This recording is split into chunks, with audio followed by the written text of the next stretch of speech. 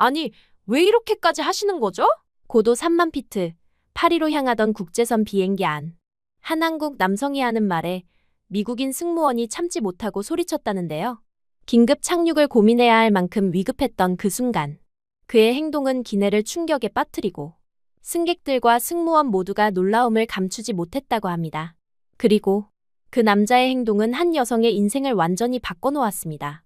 지금부터 고도 3만 피트 위에서 벌어진 믿기 힘든 이야기. 한 승무원이 직접 겪은 그날의 상황을 전해드리겠습니다. 안녕하세요. 저는 제시입니다. 하늘 위에서 보내는 시간이 익숙해진 저에게 국제선 비행은 일상의 한 부분이었어요. 뉴욕에서 파리로 향하는 노스애틀랜틱 항공사 비행기 안. 저는 여느 때와 다름없이 승객들의 안전과 편안함을 책임지는 승무원으로서 비행을 시작했습니다. 탑승 절차부터 이륙 후 음료 서비스까지 모든 것이 매뉴얼대로 진행되고 있었어요. 창밖으로 대서양의 넓은 푸른빛이 펼쳐지고 기내는 안정적인 분위기로 흘러가고 있었습니다.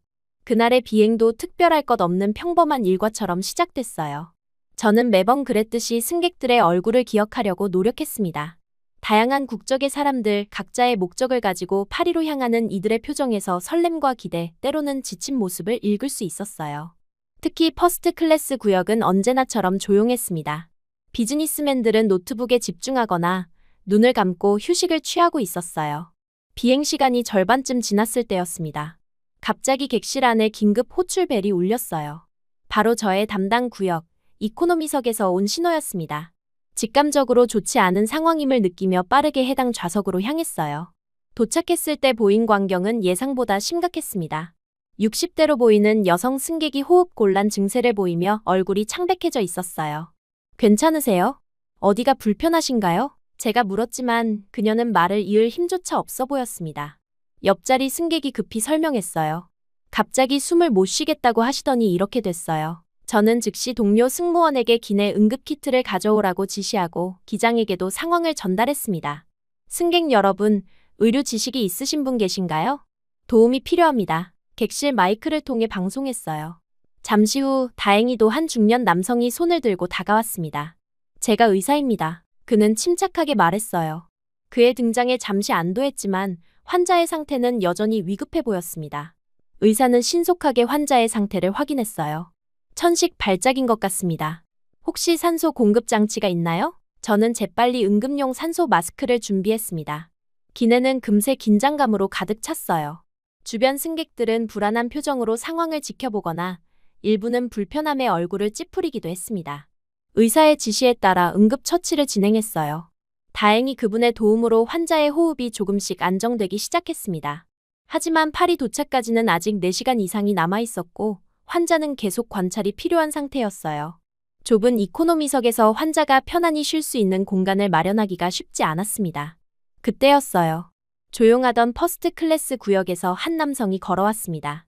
그는 주변의 혼란스러운 상황에도 불구하고 침착한 표정을 유지하고 있었어요. 단정한 차림에 또렷한 눈빛의 그 남성은 아시아계로 보였습니다. 그는 제게 다가와 조용히 말을 건넸어요. 혹시 환자분이 누워서 쉴 공간이 필요하시면 제 좌석을 사용하셔도 됩니다. 그 순간 저는 말문이 막혔습니다. 10년 가까이 승무원으로 일하면서 특히 퍼스트 클래스 승객들은 대부분 자신의 편안함을 중요시했어요. 그들은 이런 비상 상황에서도 자신의 공간을 내어주려 하지 않는 경우가 많았습니다. 하지만 이 남성은 달랐어요. 그는 상황을 정확히 파악하고 적절한 도움을 제안하고 있었습니다. 정말 감사합니다만 괜찮으실까요? 퍼스트 클래스 좌석은 제가 망설이자 그는 미소로 제 말을 끊었어요. 네, 전혀 문제 없습니다. 환자분께서 편안히 쉬시는 게 중요하지요.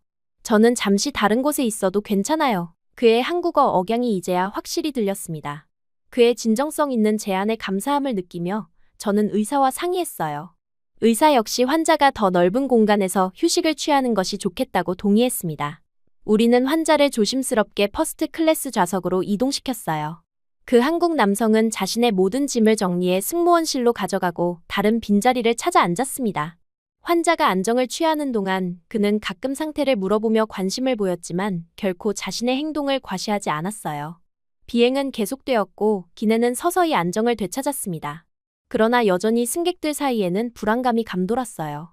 이런 상황에서 대부분의 승객들은 자신의 자리에서 벗어나지 않고 소란을 피하기 위해 조용히 있기 마련입니다. 하지만 그 한국 남성은 달랐어요.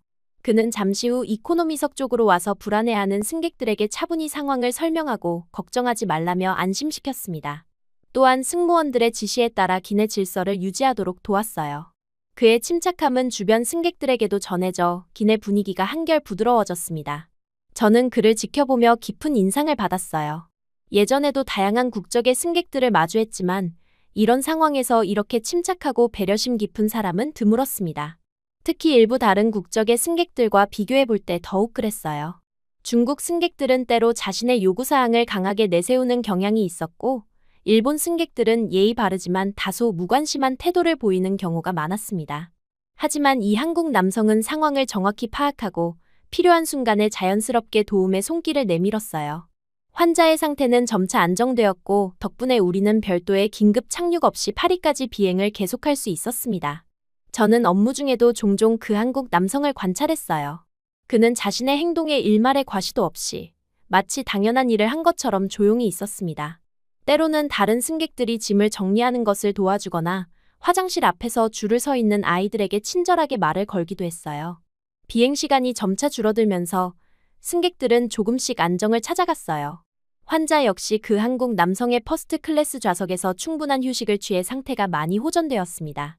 착륙 30분 전, 승무원장은 모든 승객들에게 다시 한번 상황에 대한 이해와 협조에 감사하다는 메시지를 방송했어요. 특별히 의사 승객과 좌석을 양보해준 승객에게 항공사를 대표해 감사 인사를 전했습니다. 그 순간 여러 승객들이 그 한국 남성을 향해 따뜻한 미소와 작은 박수를 보냈어요. 착륙 준비가 시작되고 모든 승객들은 자신의 원래 좌석으로 돌아갔습니다. 환자도 많이 회복되어 그 한국 남성에게 직접 감사 인사를 전했어요. 그는 겸손하게 고개를 숙이며 미소로 답할 뿐이었습니다. 저는 업무에 집중하면서도 눈길이 자꾸 그에게로 향했어요.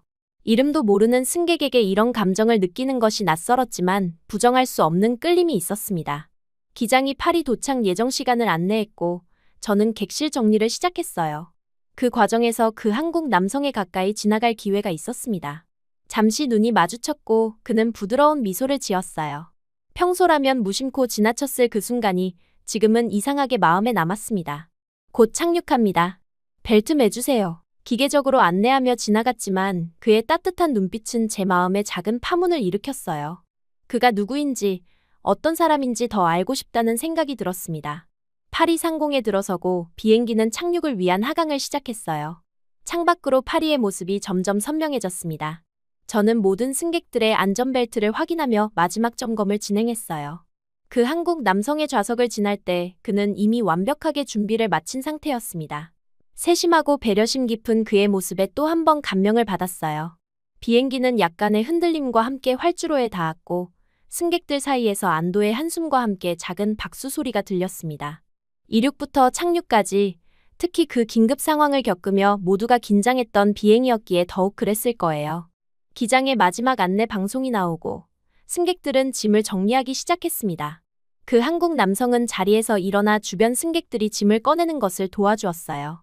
그의 행동 하나하나가 자연스럽고 진심 어린 배려로 가득했습니다. 비행 내내 그의 모습을 지켜본 저는 이런 사람을 그냥 보내기 아쉽다는 생각이 들었어요. 하지만 승무원으로서의 직업적 한계와 예의상 더 이상의 접근은 어려웠습니다. 파리에 도착한 비행기 안에서 모든 승객들이 하차를 준비하는 동안 저는 그날의 비상 상황과 그 한국 남성의 모습을 마음 깊이 새겼어요. 3만 피트 상공에서 벌어진 긴박한 순간 속에서 그는 자신의 편안함보다 타인을 먼저 생각하는 모습을 보여주었습니다. 그리고 그것이 제 마음속에 작은 불씨를 지피기 시작했어요. 그의 이름조차 모른 채 저는 그저 퍼스트 클래스의 한국 남성이라는 기억만을 품은 채 비행을 마무리했습니다. 저는 출구 근처에서 모든 승객들에게 밝은 미소와 함께 감사합니다. 안녕히 가세요. 라는 인사를 건넸습니다. 하지만 제 시선은 계속해서 그 한국 남성을 찾고 있었어요. 마침내 그가 천천히 걸어오는 모습이 보였고 순간 심장이 빠르게 뛰기 시작했습니다. 그가 출구에 다다랐을 때 저는 망설임 없이 말을 건넸어요. 오늘 정말 감사했습니다. 당신의 도움이 없었다면 훨씬 더 어려웠을 거예요. 그는 부드럽게 미소 지으며 대답했습니다. 별 말씀을요. 당연한 일을 했을 뿐입니다. 그의 한국 억양이 섞인 영어는 낯설지만 왠지 정감 있게 들렸어요. 그가 떠나려는 순간 제 입에서 생각지도 못한 말이 튀어나왔습니다. 혹시 파리에 오래 머무르세요? 평소에 저라면 결코 하지 않았을 질문이었어요. 승객에게 사적인 질문을 하는 것은 항공사 규정상 적절하지 않았습니다. 하지만 그 순간 저는 그가 그냥 지나쳐가는 것이 너무 아쉬웠어요. 그는 잠시 놀란 표정을 지었지만 곧 다시 미소를 지었습니다. 네, 일주일 정도 비즈니스 미팅이 있어요. 그의 대답에 저도 모르게 안도했어요. 일주일이라면 제 스탠바이 시간과 딱 맞았습니다. 용기를 내어 한 걸음 더 나아갔어요. 혹시 연락처를 교환해도 될까요?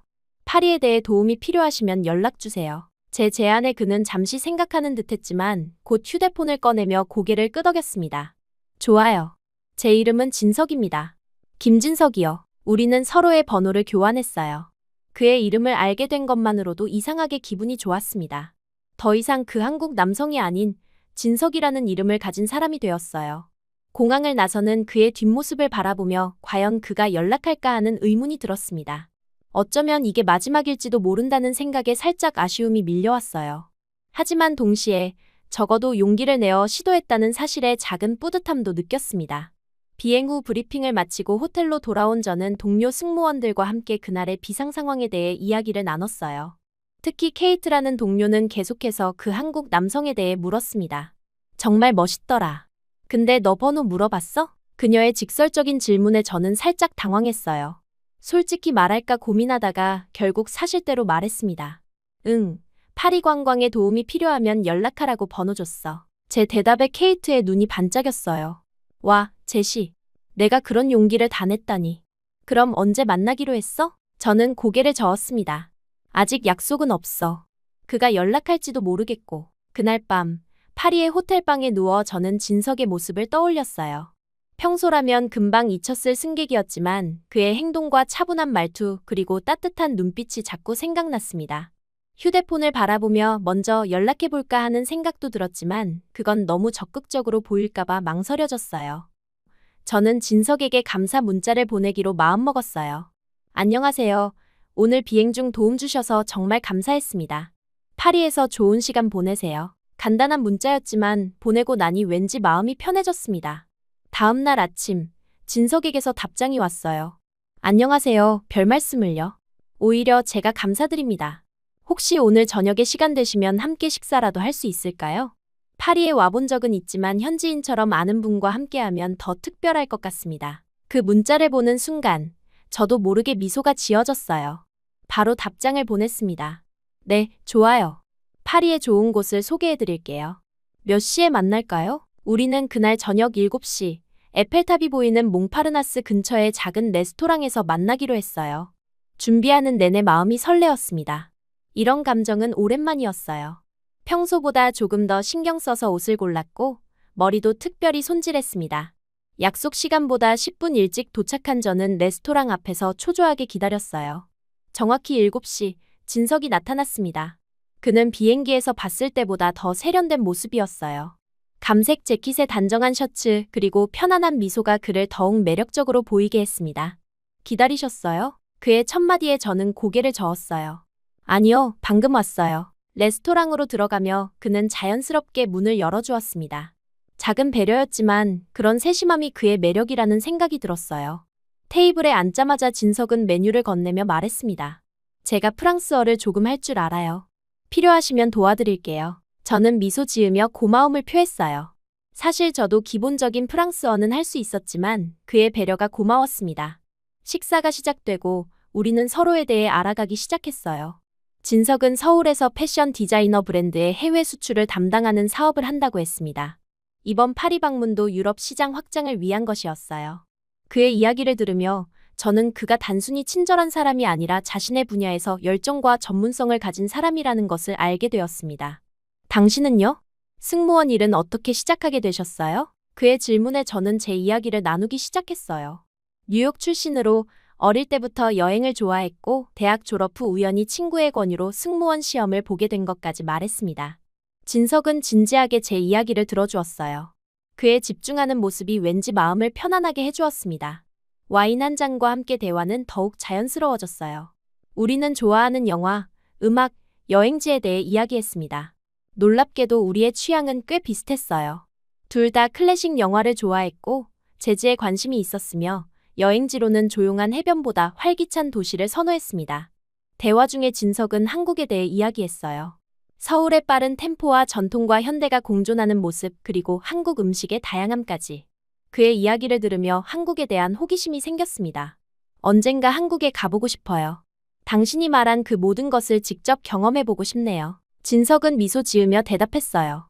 기회가 되면 꼭 안내해드리고 싶습니다. 그 말에 저는 살짝 설렜습니다. 마치 앞으로도 계속 연락할 것을 암시하는 것 같았어요. 식사를 마치고 우리는 센 강가를 따라 천천히 걸었습니다. 6월의 파리는 밤에도 선선하고 아름다웠어요. 강물에 비친 도시의 불빛들이 마치 동화 속 한 장면 같았습니다. 우리는 별 생각 없이 이야기를 나누며 걸었지만 어느새 에펠탑 앞에 도착했어요. 파리는 몇 번이나 와봤지만 매번 새롭게 느껴져요. 진석의 말에 저는 고개를 끄덕였습니다. 저도 그래요. 특히 이렇게 좋은 사람과 함께 있으니 더 특별하게 느껴지네요. 제 말에 진석은 잠시 놀란 듯했지만 곧 부드러운 미소를 지었어요. 그때 제 휴대폰이 울렸습니다. 케이트였어요. 제시, 어디야? 우리 지금 몽마르트에 모여서 와인 마시고 있어. 너도 올래? 저는 잠시 망설였어요. 평소라면 당연히 동료들과의 모임에 참석했겠지만 지금은 진석과의 시간이 더 소중하게 느껴졌습니다. 미안해, 케이트. 오늘은 다른 약속이 있어. 전화를 끊고 진석을 바라보니 그가 이해한다는 듯 미소 짓고 있었어요. 동료분들과의 약속이라면 가셔도 괜찮아요. 제가 호텔까지 모셔다 드릴게요. 그의 배려의 마음이 따뜻해졌습니다. 아니에요. 지금 이 시간이 더 좋아요. 제 대답에 진석의 눈빛이 더욱 부드러워졌어요. 우리는 다시 걷기 시작했고 어느새 손이 스치는 거리까지 가까워져 있었습니다. 호텔 앞에 도착했을 때 진석은 잠시 망설이더니 말했어요. 내일도 시간 되시면 루브르 박물관에 함께 가보는 건 어떨까요? 그의 제안에 저는 기쁘게 수락했습니다. 좋아요. 아침에 만날까요? 헤어지기 전 우리는 잠시 서로를 바라보았어요. 어색함보다는 기대감이 더 컸습니다. 오늘 정말 즐거웠어요. 진석 씨. 제 말에 그는 고개를 숙여 인사했어요. 저도요, 제시. 내일 뵙겠습니다. 호텔 방으로 돌아와 침대에 누우니 오늘의 만남이 꿈만 같았습니다. 한 번의 비행으로 만난 낯선 사람이었지만 이상하게도 오랫동안 알았던 사람처럼 편안함을 느꼈어요. 내일의 만남을 기대하며 잠이 들려는 순간 휴대폰이 울렸습니다. 케이트였어요. 어머, 너 그 한국 남자랑 데이트했구나. 다 알아버렸어. 호호. 그녀의 장난스러운 목소리에 저는 웃음을 참을 수 없었습니다. 데이트라기보다는 그냥 식사했어. 고마움의 표시로. 케이트는 킥킥거리며 말했어요. 맞아. 그럼 내일은? 또 만나? 순간 망설였지만 솔직하게 말했습니다. 응, 루브르에 가기로 했어. 케이트의 반응은 예상대로였어요. 와, 대박. 내 친구가 드디어 로맨스를 즐기는구나. 그녀의 과장된 반응에 저는 살짝 당혹스러웠지만 한편으로는 설레는 마음도 있었습니다. 전화를 끊고 창밖의 파리 밤하늘을 바라보았어요. 내일은 어떤 일이 기다리고 있을까? 진석이라는 사람을 더 알아갈수록 그에 대한 호기심은 점점 커져갔습니다. 이 낯선 도시에서의 만남이 어디로 이어질지 아직은 알 수 없었지만 설레는 마음으로 기대하게 됐어요. 루브르 박물관에서의 하루는 생각보다 더 특별했어요. 진석은 예술에 대한 지식이 풍부했고 저는 그의 설명을 들으며 새로운 시각으로 작품들을 감상할 수 있었습니다. 모나리자 앞에서 우리는 다른 관광객들과 달리 오랜 시간 머물렀어요. 진석은 그림 속 여인의 미소에 담긴 비밀을 이야기하며 때로는 농담을 섞어 분위기를 가볍게 만들었습니다. 사실 모나리자도 누군가를 만나서 마음이 설레었던 거 아닐까요? 그의 장난스러운 말에 저는 웃음을 터뜨렸어요. 그 순간 우리의 눈이 마주쳤고 짧은 침묵이 흘렀습니다. 마치 서로의 마음을 확인하는 것 같은 순간이었어요.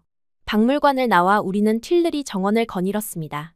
6월의 파리는 화창했고 정원은 생기로 가득했어요. 햇살 아래 진석의 모습은 더욱 빛나 보였습니다.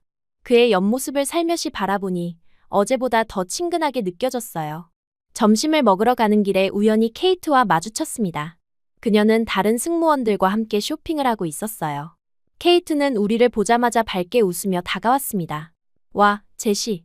여기서 만나다니. 그녀의 시선이 재빨리 진석에게로 향했어요. 이분이 그 한국 신사군요? 안녕하세요. 저는 케이트예요. 케이트는 너무나 자연스럽게 자신을 소개했고 진석도 예의 바르게 인사를 건넸습니다. 평소 케이트를 알고 있던 저로서는 그녀의 눈빛에서 관심을 읽을 수 있었어요. 케이트는 항상 매력적인 남성에게 적극적인 편이었습니다. 그녀는 금발의 긴 머리와 뛰어난 미모를 가졌고 성격도 활발하여 남성들에게 인기가 많았어요. 우리 같이 점심 먹을래? 케이트의 제안에 저는 살짝 당황했습니다. 진석과의 시간을 방해받고 싶지 않았어요. 하지만 그녀를 거절하기도 어색했습니다. 진석이 먼저 입을 열었어요. 좋은 제안이네요. 하지만 저희는 이미 예약한 곳이 있어서 그의 부드러운 거절에 케이트는 아쉬운 표정을 지었습니다. 아, 그래? 아쉽네. 그럼 저녁에 우리 모두 같이 몽마르트 언덕에서 만날래? 야경이 정말 아름다워. 케이트의 두 번째 제안에 저는 진석의 표정을 살폈어요. 그는 미소를 지으며 저를 바라보았습니다. 제시가 괜찮다면요? 그의 말에 저는 약간의 망설임 끝에 동의했어요. 솔직히 진석과 단둘이 있고 싶었지만 케이트의 호의를 계속 거절하기도 어려웠습니다. 점심 식사 후 우리는 세느 강변을 따라 산책했어요. 파리의 아름다움에 감탄하면서도 저는 저녁 약속에 대한 걱정이 들었습니다. 진석은 제 생각을 눈치챘는지 물었어요. 괜찮으세요?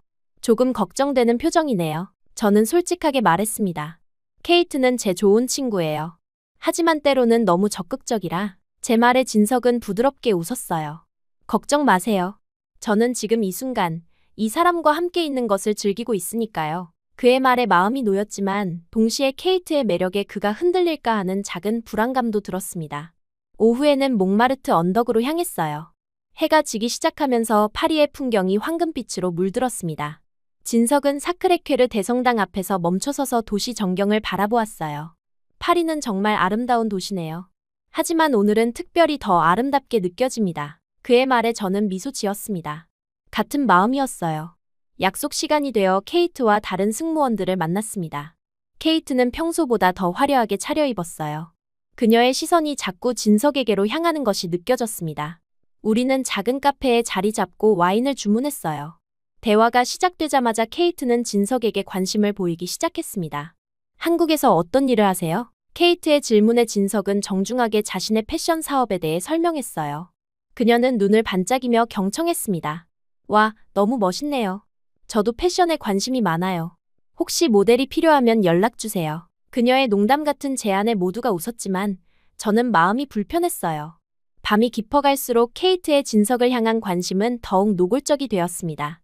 그녀는 자연스럽게 그의 옆자리로 이동했고 종종 그의 팔을 만지며 대화했어요. 평소 자신감 넘치던 저였지만 그 순간만큼은 위축되는 기분이었습니다. 진석은 예의 바르게 응대했지만 그의 시선은 자주 저에게로 향했어요. 잠시 화장실에 다녀온 사이 케이트가 진석에게 더 가까이 다가가 있는 모습을 보았습니다. 그들이 무슨 이야기를 나누는지 궁금했지만 동시에 보기 싫기도 했어요. 그 순간 저는 더 이상 수동적으로 있을 수 없다고 느꼈습니다. 이대로라면 진석을 케이트에게 빼앗길지도 모른다는 생각이 들었어요. 자리로 돌아와 저는 평소보다 적극적으로 대화에 참여했습니다. 진석과의 루브르 방문을 이야기하며 그의 예술에 대한 해박한 지식을 칭찬했어요. 진석 씨는 정말 많은 것을 알고 계시더라고요. 특히 르네상스 미술에 대해서요. 제 말에 진석은 겸손하게 웃었습니다. 케이트의 표정이 살짝 굳어진 것을 느낄 수 있었어요. 자정이 가까워오자 모임은 자연스럽게 끝났습니다. 케이트는 마지막까지 진석에게 관심을 보였어요. 내일도 시간 되세요? 베르사유 궁전 함께 가면 어떨까요? 그녀의 직접적인 제안에 진석은 잠시 망설였습니다. 그 순간 저는 용기를 내어 말했어요. 사실 내일은 진석 씨와 몽생미셸에 가기로 했어요. 진석은 놀란 표정이었지만 곧 미소를 지었습니다. 제가 갑자기 그런 말을 한 것은 충동적이었어요. 하지만 진석의 반응을 보니 그도 나쁘지 않게 생각하는 것 같았습니다. 케이트는 실망한 표정을 감추지 못했어요. 그래? 아쉽네. 다음에 기회가 있으면 연락해요. 호텔로 돌아가는 길, 진석은 몽생미셸 이야기를 꺼냈습니다. 갑작스러운 계획이었네요. 그의 말에 저는 부끄러워졌어요. 미안해요. 그냥 그렇게 말해버렸어요. 실제로 가지 않아도 돼요. 진석은 고개를 저었습니다. 아니요, 정말 가고 싶어요. 항상 가보고 싶었던 곳이니까요. 그렇게 우리는 다음날 몽생미셸로 가는 기차를 예약했어요. 저녁이 끝나고 호텔 로비에서 헤어질 때 진석은 제 손을 살짝 잡았습니다. 오늘 즐거웠어요. 내일이 기대돼요. 그의 따뜻한 손길에 가슴이 두근거렸어요. 방으로 돌아온 저는 케이트의 전화를 받았습니다. 너 정말 그 남자 마음에 들어? 그녀의 직설적인 질문에 저는 잠시 망설였어요. 응, 그런 것 같아. 케이트는 잠시 침묵했습니다. 알았어. 나도 그가 마음에 들었지만 내가 먼저였으니까. 행운을 빌게. 그녀의 양보에 고마움을 느꼈지만 동시에 진석의 마음이 궁금했어요. 그는 정말 저에게 관심이 있는 걸까? 케이트의 매력적인 모습에도 흔들리지 않은 걸까? 이런 생각들로 밤을 지새웠습니다. 다음 날 아침, 우리는 일찍 기차역에서 만났어요. 진석은 평소보다 더 캐주얼한 차림이었지만 여전히 세련되게 보였습니다. 기차 안에서 우리는 나란히 앉아 창밖의 풍경을 감상했어요. 프랑스의 시골 풍경이 눈앞에 펼쳐졌고 그 아름다움에 감탄했습니다. 몽생미셸에 도착하자 우리는 그 웅장한 수도원을 바라보며 잠시 말을 잃었어요. 밀물대라 섬으로 변한 수도원은 마치 동화 속 성처럼 보였습니다. 좁은 골목길을 따라 오르며 진석은 자연스럽게 제 손을 잡았어요. 그 순간 모든 불안과 걱정이 사라지는 기분이었습니다. 수도원 정상에서 바라본 전경은 압도적이었어요. 끝없이 펼쳐진 바다와 하늘이 맞닿은 지평선, 그리고 그 사이에 우리 둘뿐인 것 같은 고요함. 진석은 조용히 말했습니다. 이런 순간을 함께 할 수 있어 행복해요. 그의 진심 어린 말에 저는 용기를 내어 마음을 표현했어요. 저도요. 진석 씨와 함께 있으면 모든 것이 특별하게 느껴져요. 우리의 시선이 마주쳤고 자연스럽게 가까워졌습니다. 그리고 그곳 몽생미셸의 정상에서 우리는 첫 키스를 나눴어요. 짧지만 강렬한 순간이었습니다. 떨어져서 서로를 바라보니 진석의 눈에는 따뜻함이 가득했어요. 말로 표현하지 않아도 서로의 마음을 확인한 순간이었습니다. 돌아오는 길, 우리는 손을 꼭 잡고 기차에 몸을 실었어요. 피곤했지만 마음은 그 어느 때보다 가벼웠습니다. 진석은 제 어깨에 기대어 잠시 눈을 감았어요.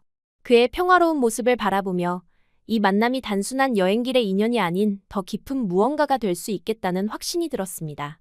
파리로 돌아와 호텔 앞에서 진석은 내일의 계획을 물었어요.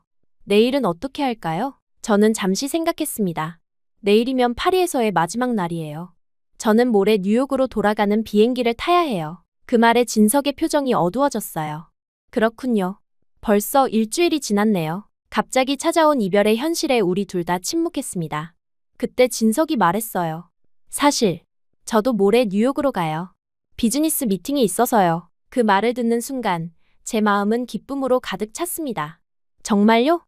어떤 항공사 편이에요? 놀랍게도 진석은 제가 근무하는 노스애틀랜틱 항공사의 비행편을 예약해 두었다고 했어요.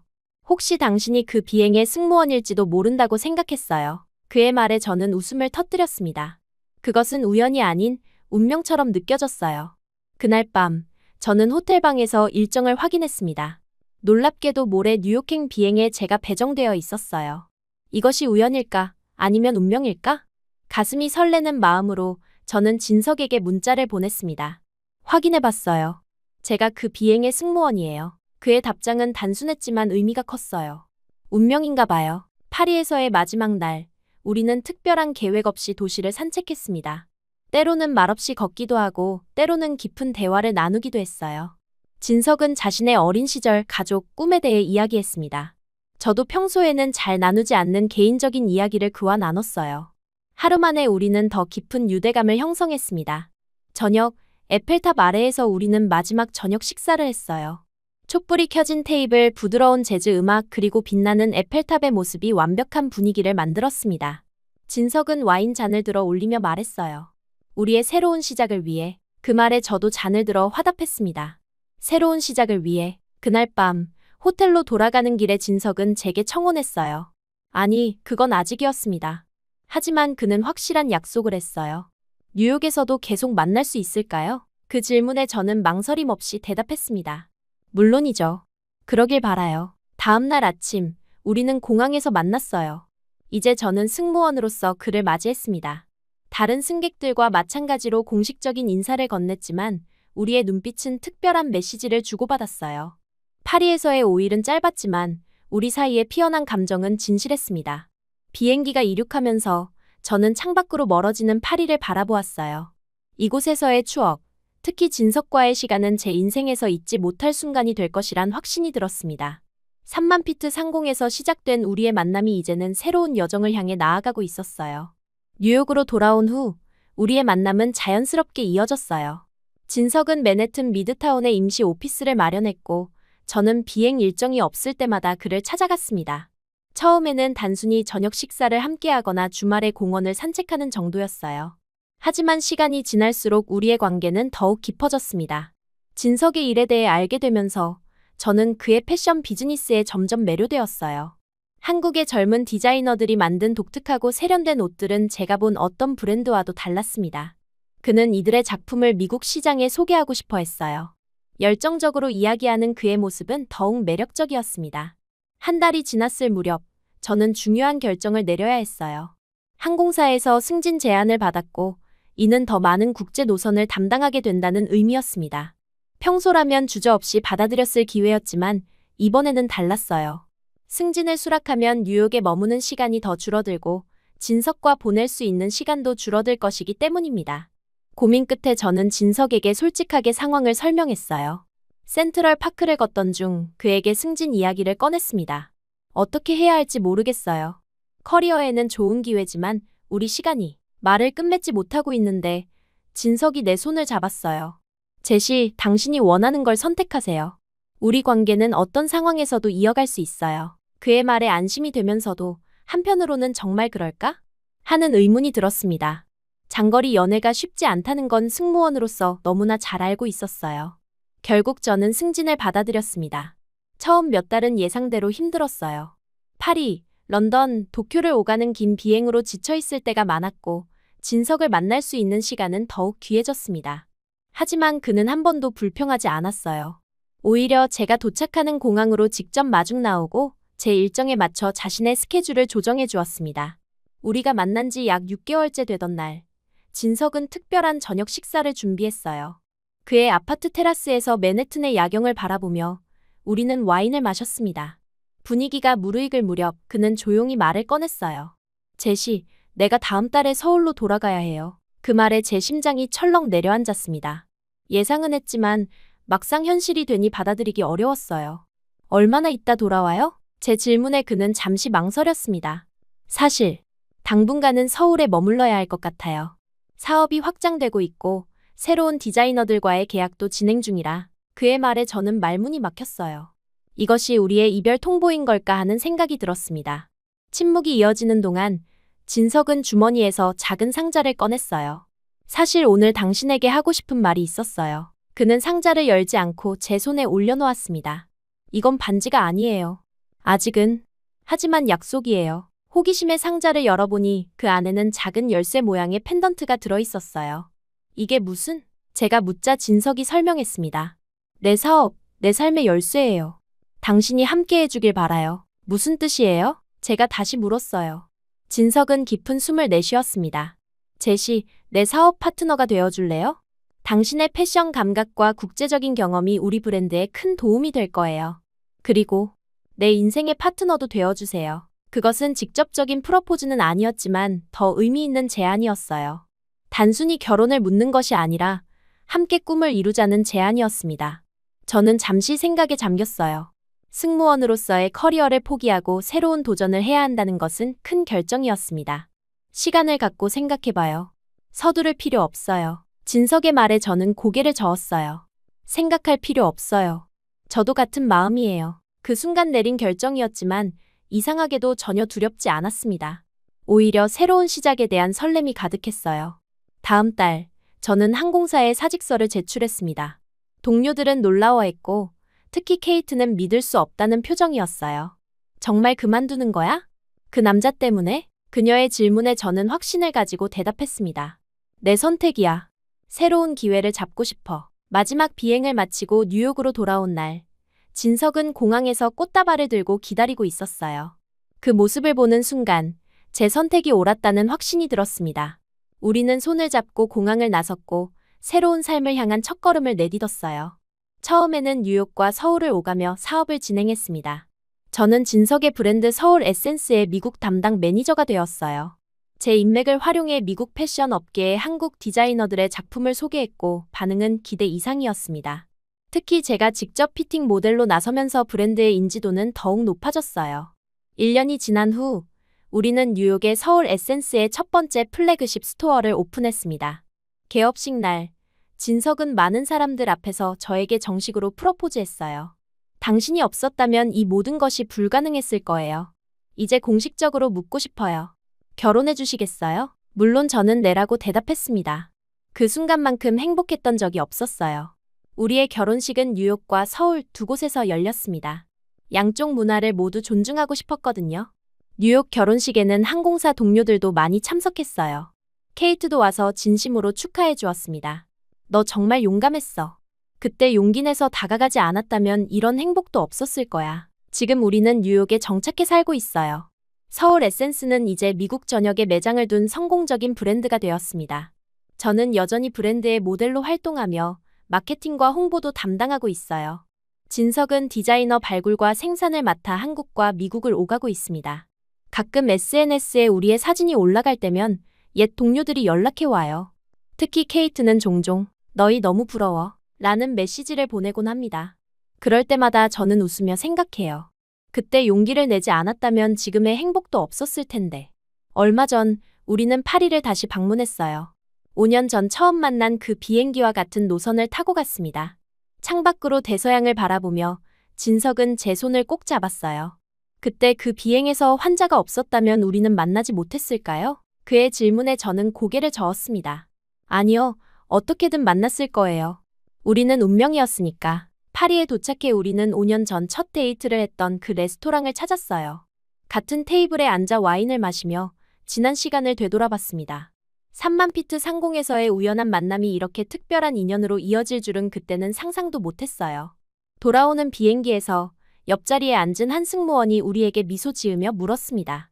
두 분 어떻게 만나셨어요? 진석과 저는 서로를 바라보며 미소 지었어요. 비행기에서요. 한 남자의 배려가 제 인생을 바꿨습니다. 지금도 가끔 제가 승무원이었던 시절을 떠올릴 때면 그날의 비상 상황과 진석의 모습이 생생하게 떠올라요. 인생은 정말 예측할 수 없는 것 같습니다. 한 번의 비행, 한 번의 결정, 그리고 용기 내어 내민 손. 그것들이 모여 지금의 행복한 삶을 만들었어요. 3만 피트 상공에서 시작된 우리의 이야기는 이제 땅 위에서 더 아름답게 피어나고 있습니다.